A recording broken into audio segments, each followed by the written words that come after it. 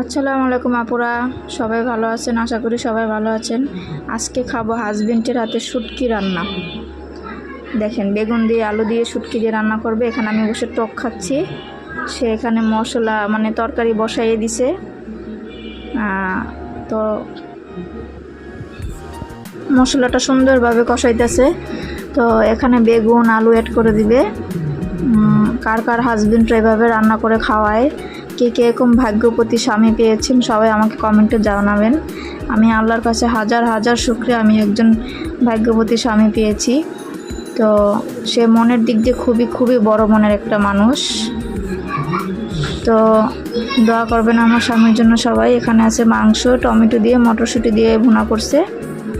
তো এগুলো তার খুব পছন্দের খাবার, সে নিজে হাতে আজকে রান্না করবে, তাই আমাদেরকেও খাওয়াবে। এখানে যে বেগুন শুটকি তরকারি তার কমপ্লিট।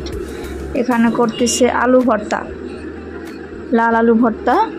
তো তার রান্না পুরো কমপ্লিট। দেখেন, আল্লাহ হাফেজ, দেখা হবে পরের ভিডিওতে।